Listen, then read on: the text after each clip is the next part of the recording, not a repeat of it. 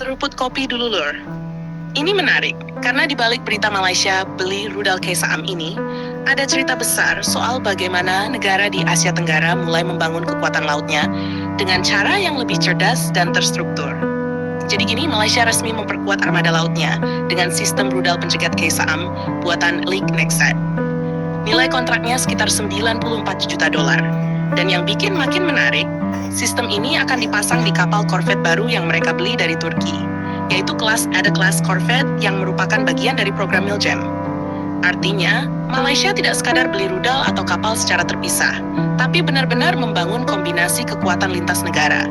Kapalnya dari Turki, rudalnya dari Korea Selatan, dan semuanya diintegrasikan jadi satu sistem tempur yang modern dan efisien. Nah, KSM ini sendiri dikenal juga sebagai Haegung, yaitu sistem pertahanan udara jarak pendek berbasis laut.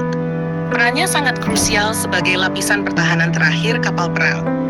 Ancaman di laut sekarang bukan cuma kapal lawan, tapi juga rudal anti kapal, pesawat tempur, sampai drone yang datang cepat dan bisa dalam jumlah banyak. Disinilah keunggulan KSAM mulai kelihatan.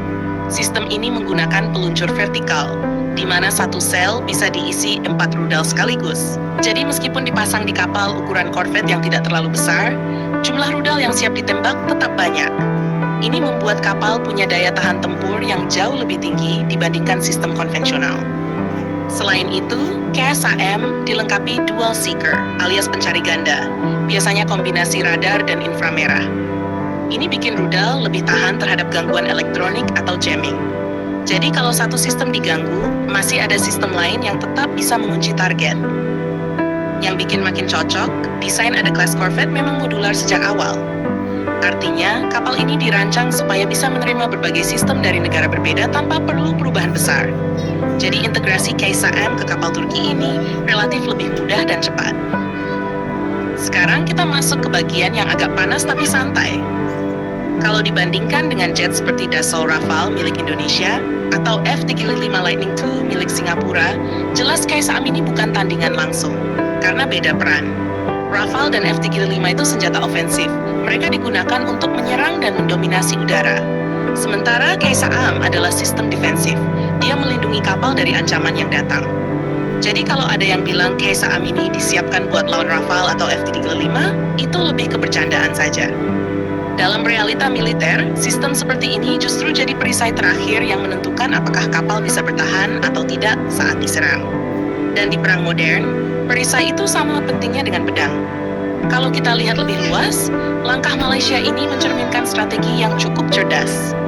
Mereka tidak langsung lompat ke sistem paling mahal, tapi fokus ke efisiensi, fleksibilitas, dan efektivitas.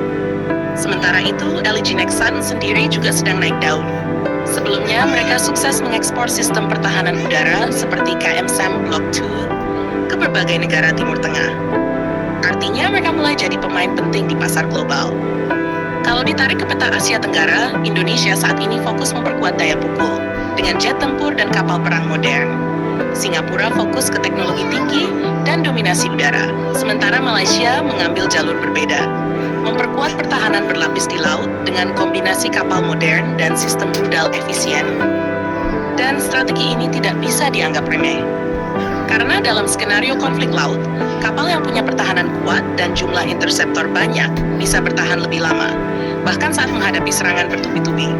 Jadi kesimpulannya, pembelian KSAM yang dipasang di korvet Turki ini bukan soal siapa yang mau dilawan, tapi bagaimana Malaysia membangun sistem pertahanan laut yang realistis, modular, dan siap menghadapi ancaman modern.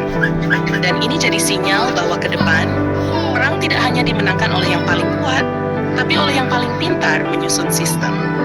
Jangan lupa subscribe, like, dan komen di bawah sambil ngopi.